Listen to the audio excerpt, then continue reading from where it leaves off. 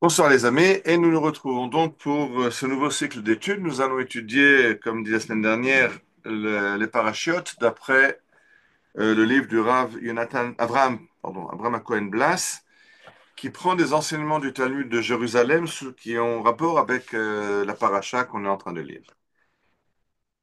Et donc cette semaine, nous allons la paracha de Tetzavé, qui nous donne la suite de la construction du tabernacle. On avait commencé la semaine dernière dans Parashat Teruma.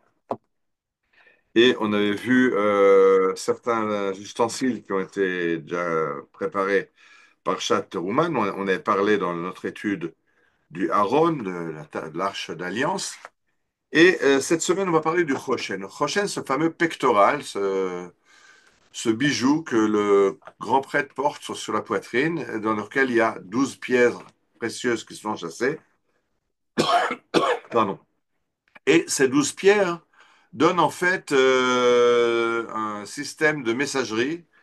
Et quand le roi a une question à poser à Dieu, il se tourne vers le Kohen Gadol, vers le grand prêtre. Les deux vont devant l'Arche d'Alliance. Le roi fait sa demande et les pierres commencent à scintiller. Et il y a des lettres sur les pierres. Et en mettant ensemble ces lettres, on comprend la réponse que Dieu donne à la question qui était posée par le roi. Pardon. Et la question que pose le Talmud, il y a un petit problème. Si le système, c'est un système de messagerie où les lettres scintillent et on voit les lettres qui scintillent et on sait les mettre ensemble et composer la réponse de Dieu, on a un problème. Parce que d'après la Torah, ce qui était inscrit sur les pierres précieuses qui étaient sur le pectoral, c'était le nom des tribus. Vekatav ta'alem shemot bnei Israël. Tu écriras le nom des tribus des enfants d'Israël. Le problème, c'est que si on prend tout le nom des tribus, Reuven, Shimon, Lévi, Yehuda, il nous manque 5 lettres. Dans le nom des tribus d'Israël, il n'y a ni la lettre Chet, ni la lettre Kouf, ni la lettre. Où est-ce que sont les lettres qui nous manquent? euh, Chet, Tet, Tzadik et Kouf. Il nous manque 4 lettres. Donc, on ne peut pas avoir toutes les réponses puisqu'il nous manque une partie des lettres pour donner la réponse. Et le Talmud répond la chose suivante. Il y avait marqué en plus du nom des tribus, il y a marqué Avram, Yitzhak et Yaakov. Yitzhak, Isaac donnent encore donc 2 lettres, le Chet et le Kouf qui nous manquent chez les tribus qui sont dans le nom de Yitzhak, mais ça ne nous résout pas le problème du Tet, de la lettre Tet. Pardon, Yitzhak donne le Chet, le Tzadik et le Kouf, 3 des lettres qui manquantes, mais la quatrième, le Tet, n'est pas dans le nom de Yitzhak, ni d'Abraham, ni de Yaakov. Et donc le Talmud nous dit, oui, mais il y avait encore marqué autre chose. Il y a marqué donc Abraham, Yitzhak et Yaakov, le nom des tribus, et il y avait marqué Shifté Israël, ce sont les tribus d'Israël.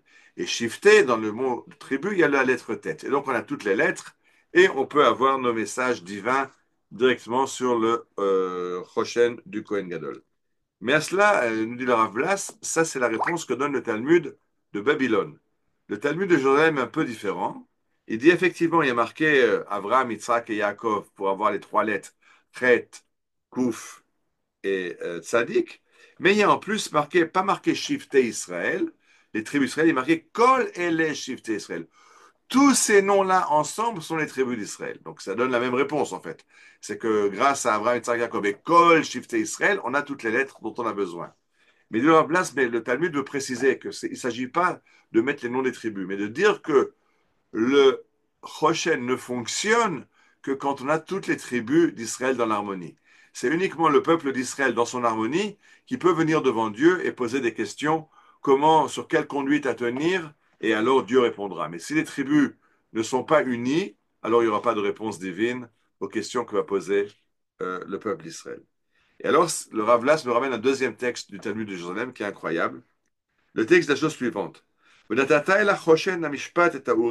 Sur ce Choshen, tu mettras là-bas les Urim et les Tumim. C'est quoi les Urim et Tumim? Le Talmud répond, Urim, ça veut dire, c'est la lumière, or, parce que ça éclaire, ces réponses qui sont données par le Choshen, éclairent la route au peuple d'Israël. Et Tumim, Tumim vient du mot Tamim. Tamim, c'est-à-dire parfait, entier, Et il explique le Talmud, quand le peuple d'Israël, quand les tribus d'Israël sont dans leur plénitude et dans leur sérénité, alors le Choshen Meir et Darkam, alors le Choshen leur éclaire la voie. Ça va un petit peu dans le sens de ce qu'on a appris avant, qu'il faut que toutes les tribus ensemble, toutes les tribus d'Israël soient ensemble, que les chiffres d'Israël, pour avoir la réponse. Mais là, le Talmud va plus loin. Et il dit, dans le cas où les tribus ne sont pas temimot, elles ne sont pas en harmonie, alors les Urim et Tumim, alors le Choshen peut donner la mauvaise réponse et induire le peuple d'Israël en erreur. Et l'exemple qu'il donne, c'est le dernier chapitre du livre des Juges, Sefer Shoftim, qui est une des histoires les plus terribles du Tanakh.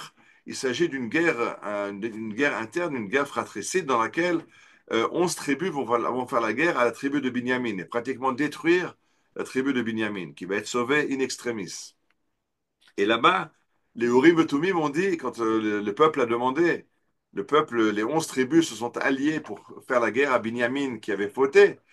Et la bataille s'est terminée par un fiasco terrible. Les 11 tribus ont été mis en défaite par la 12e tribu, par Binyamin. Alors, les tribus se disent à l'instant, qu'est-ce qui se passe là? On est 11 tribus contre une, on perd la guerre. Alors, ils se sont rappelés d'aller prendre conseil chez Dieu.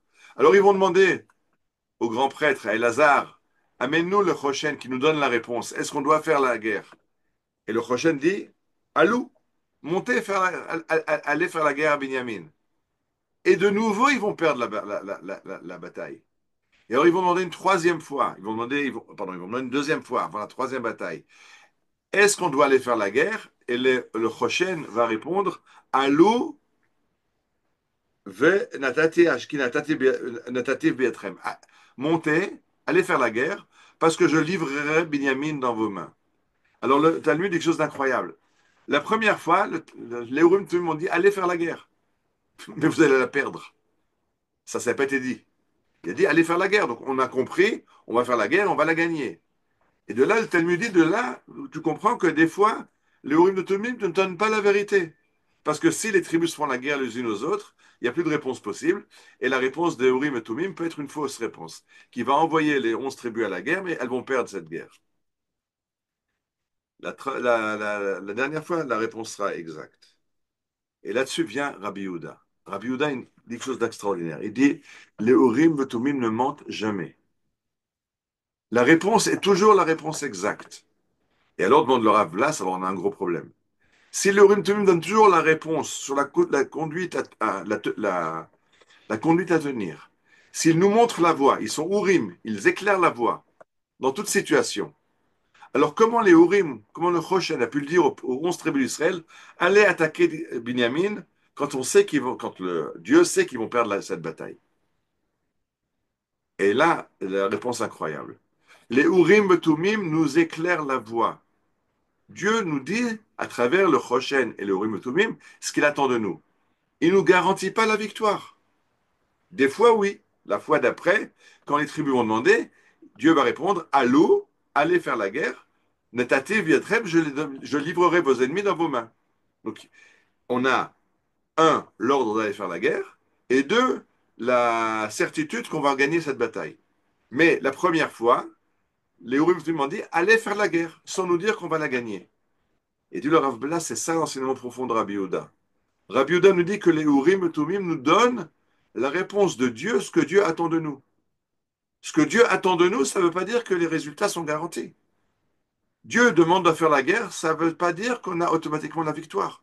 Il se peut que Dieu veuille qu'il y ait cette guerre, mais qu'il ne promet pas la victoire à Israël. Ça peut arriver dans certaines situations, par exemple, dans cette situation d'une guerre fratricide, où Dieu a dit, cette guerre, il faut la faire parce que Binyamin a fauté une faute très grave, et la guerre doit être livrée.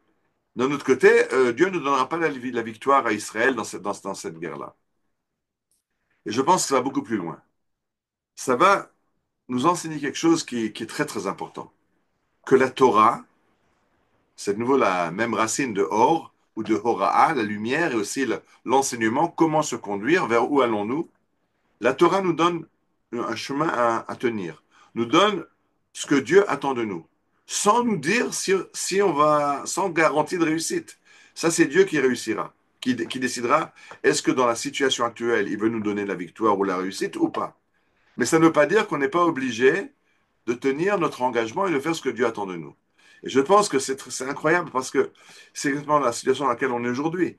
J'ai entendu le discours de notre Premier ministre Benjamin Netanyahu quand il a maintenant nommé un nouveau général en chef pour l'armée israélienne.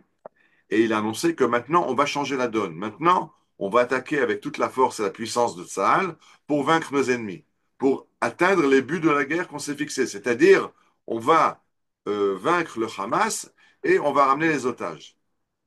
Moi, il me manquait quelque chose dans ce discours. Où est-il marqué on va réhabiter Gaza, qui a toujours été une partie de la terre d'Israël? Ou a-t-il dit qu'on va chasser les Gazaouites comme Trump l'a suggéré, l'a demandé?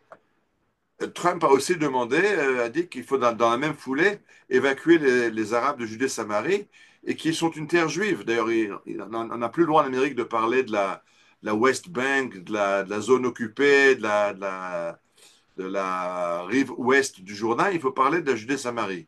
Quand on dit Judée-Samarie, on veut dire donc des parties de l'État d'Israël. Judée-Samarie sont des zones géographiques qui appartiennent à l'État juif.